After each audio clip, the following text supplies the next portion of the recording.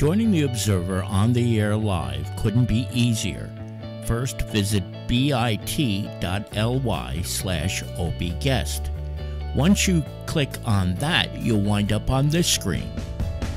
Then, you'll have to choose the webcam that you want to use. You can see there's a list of them here.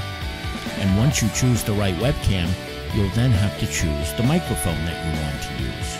It's all very simple. Then type in your name where it says your name here. And once you have finished typing your name, click the join button. Then you'll be in the queue to be on the air. It's that easy.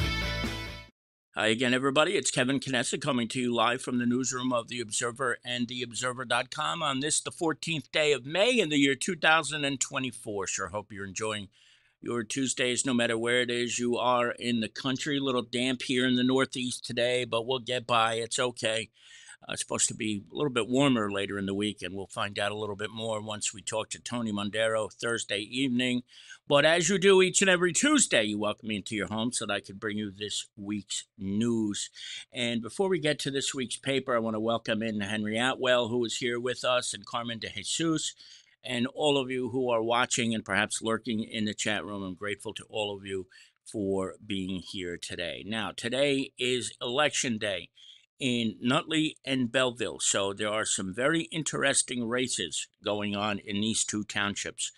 The polls are open until 8 o'clock tonight, so if you live in Nutley and Belleville, you still have a chance to vote if you have not yet been out to vote, so make sure you get yourselves out there and pull the lever. Now, here's the races. You can see them on the screen here in the first ward. This is the race that was unfortunately the seat that Marie Stremolo Burke, the late councilwoman, held before this. The race is between Tracy Williams and Patricia Inaugurato, and that should be a very interesting race, to say the least, to see who fills in for Marie Stremolo Burke. I shouldn't say fills in, but who replaces her. That is not going to be an easy task for whomever it is, but it will be interesting to see. Indeed. In the second ward, Gary Hinton is running. Victor Meshi and Frank Velez III are all running. So that's a three-way race. That is going to be very interesting, too, to see what happens in that race. And in the third ward, the only unopposed race is Vinnie Cazzarelli. Of course, he is a longtime incumbent, so it's no surprise there that Vinnie is running unopposed. So he will become the councilman again for another term. And then in the fourth ward, Michael Sheldon, who we've known over the years, he is a person who goes to a lot of meetings. He's always at council meetings, giving heck to everybody who is on the council. And he was also a former member of the Board of Education.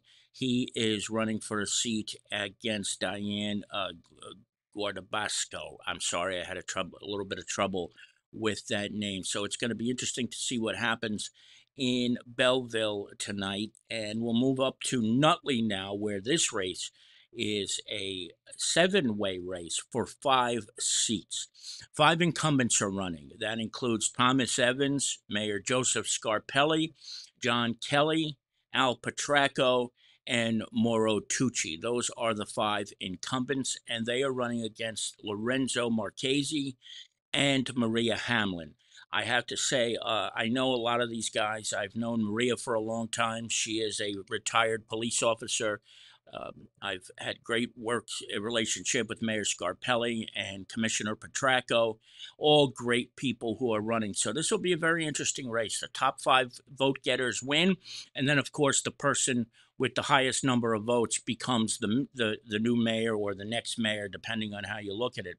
Of course, last term, Mauro Tucci and Joe Scarpelli finished with the exact same number of votes, which is almost unprecedented, if not absolutely unprecedented. And what they did was they split their term. Mauro Tucci spent the first 2 years as the mayor, and then Joe Scarpelli came back to be mayor for his second time. in the second 2 years of the term. So we'll see what happens tonight in this rather incredible race, and we will bring you some results. Hopefully, tonight at some point, we'll see when the results are available. As soon as they are, we will join you live to recap those races in those two Essex County municipalities. But I don't know. I'm kind of excited to see what happens tonight in both of those townships. Before we continue, I want to also welcome in John Jimkowski, Carol Manley, June Hearn, her mom, and Manny Ventoso, four of my favorite people in the world. So it's good to see you all. Hope you're all enjoying your day today. It is not the best of days out there. But again, polls are open tonight until 8 p.m. So if you live in any of those towns, get out and make sure you vote. This is not in the week's paper, this week's paper, but this was just a bizarre crash. You see this, there is some substantial damage here to the vehicle and to the property on Passaic Avenue where this car crashed in. And normally a car crash is not all that interesting, but in this case it is, because the person who did this, you see all that damage. The person, I believe, was drinking and was released on her own recognizance a couple hours after being arrested.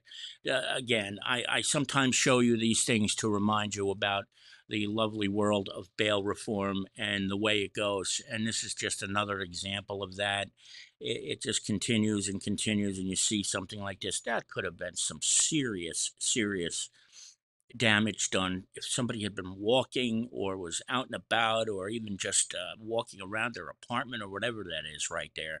So you see what happened there. But again, a couple hours later, no big deal. You smash up your car and total it, knock a wall down on a building, and in a few hours, you're out and about on the streets again on your own recognizance, with the promise that you'll show up for your court date. But God only knows what happens with that, unfortunately.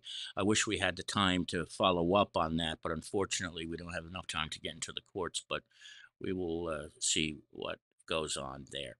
Now, this is coming up on the 23rd, and Vinny Ortieri, the lieutenant who I get to work with, have been for the last almost decade, is part of the Lyndhurst Municipal Alliance. They deal with issues of drugs and overdosing and things of that nature. And the Municipal Alliance is sponsoring an open house on the 23rd at Lyndhurst Middle School. That's the new school.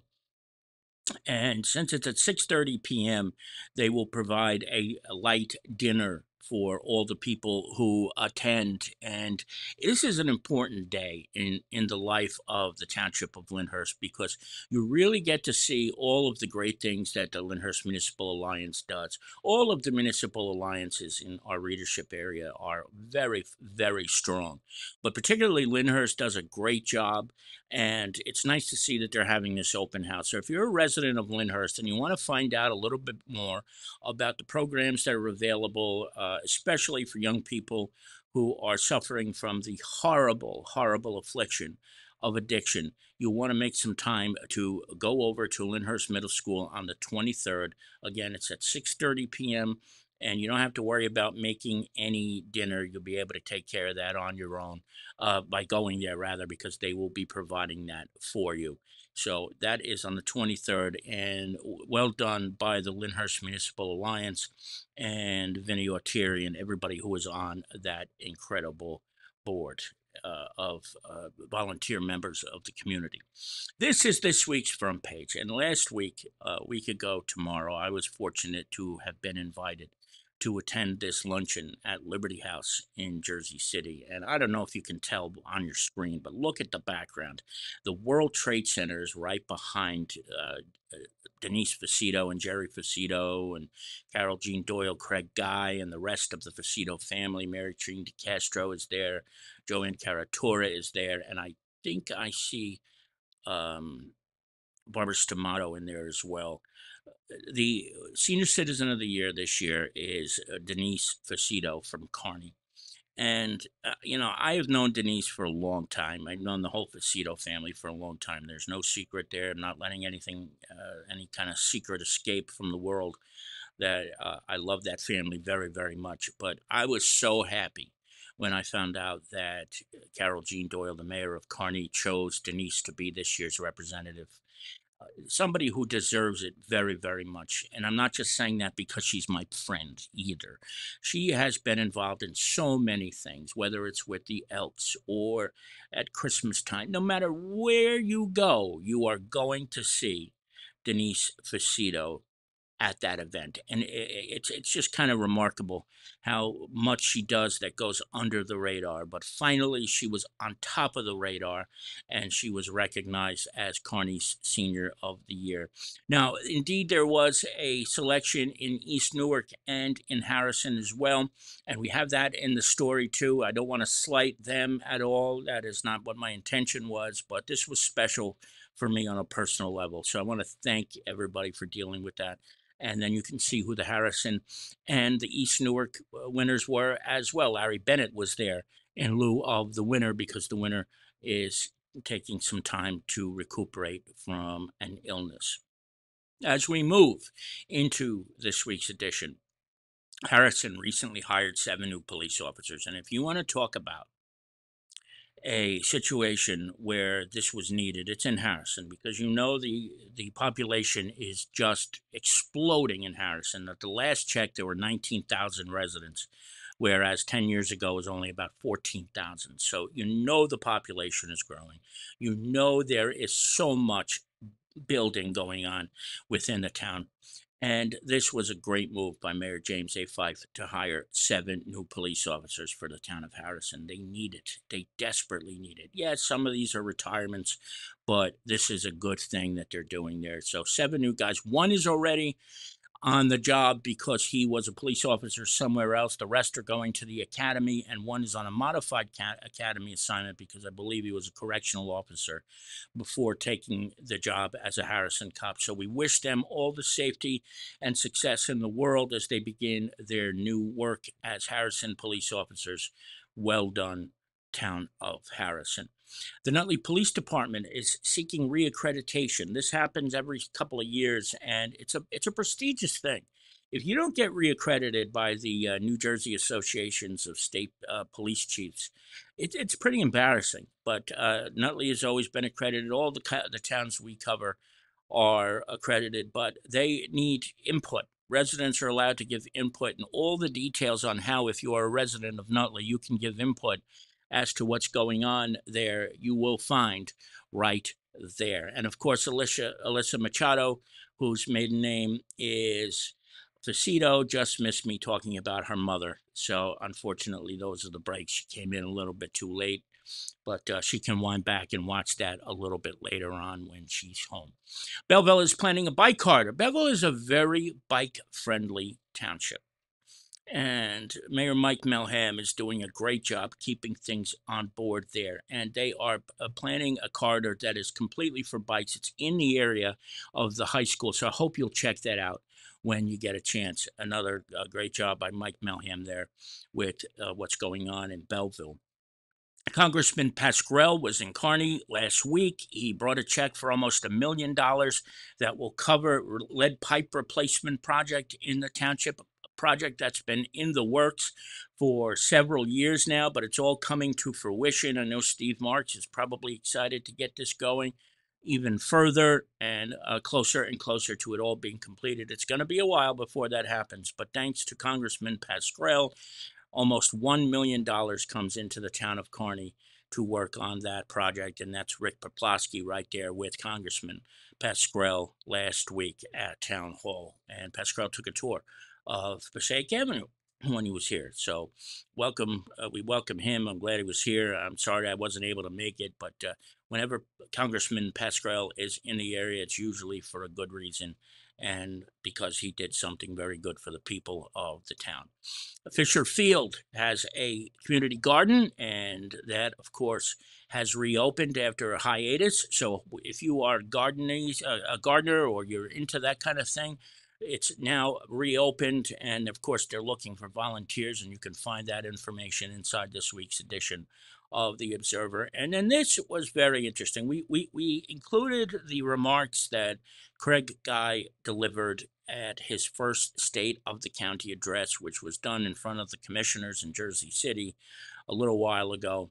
And it was really tremendous because I got to tell you something. I didn't know much about Craig Guy other than that he was chief of staff to the last county executive, Tom DeGeese, but he is a character. He's a retired cop. He is an extremely gregarious and funny guy. When he speaks, and he spoke at the luncheon for the senior citizens last week, I didn't realize how comical he can be, especially at that moment when he realized he called Denise Facito Diane. He really just takes it and he runs with it. But he delivered what I would say was a very inspiring speech about the state of the county. And when you talk about somebody who got off and started to run on January 1st, that's the county executive. He has done a lot of work in a small amount of time. So I hope you guys will read his speech if you didn't get to see it in person or if you didn't see a video of it.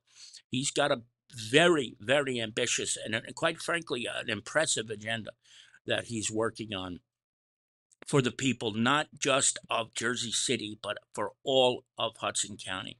And what I love particularly about what he's doing is that he has not forgotten West Hudson. That is not to say that Tom DeGeese forgot about West Hudson. He never forgot about us.